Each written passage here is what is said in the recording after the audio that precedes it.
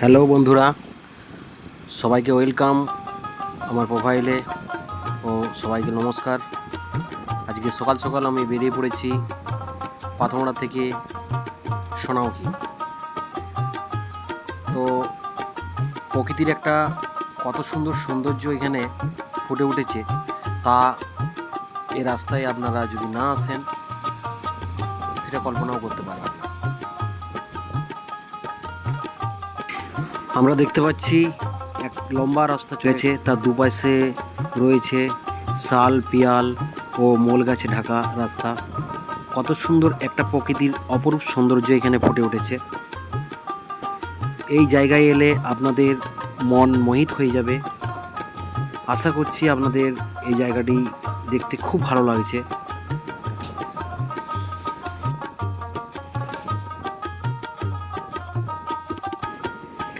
দুপাশে বৃক্ষের ছায় ঘেরা এই রাস্তায় যতবারই আসি ততবারই মন বারবার আসতে চায়।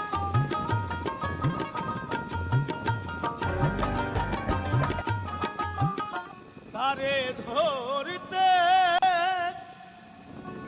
পারলে মনু বেরি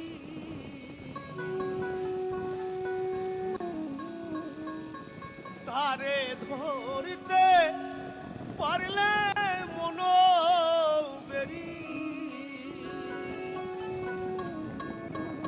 দিতাম পাখির পা ঘুমনে আসে যায় এই খাঁচার ভিতর অচিন পাখি ঘুমনে আসে যায়।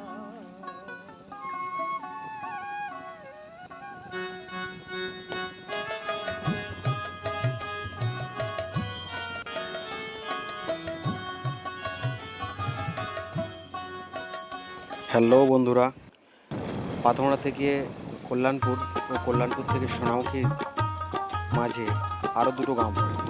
তো আমি ভিডিওটা আমার লং করতে চাইছি না, তাই আমি সে দুটো গ্রামের নাম এখানে উল্লেখ করিনি বা ভিডিওতেও আনিনি।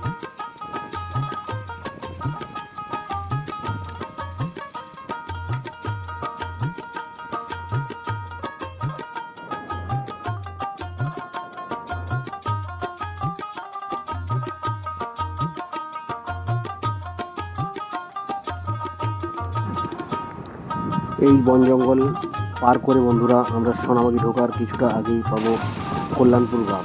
কল্যাণপুর ঢোকার আগেই ডান সাইডে পড়বে চার্লি কফি হাউস, কিন্তু কফি হাউস সকালবেলায় বন্ধ ছিল। তারপরেই আপনাকে আহ্বান জানাবে সোনামুখী, ওয়েলকাম জানাবে আমার প্রাণের শহর সোনামুখী, সবাইকে ওয়েলকাম জানাবে। তো বন্ধুরা, আমরা সোনামুখী প্রবেশ করলাম।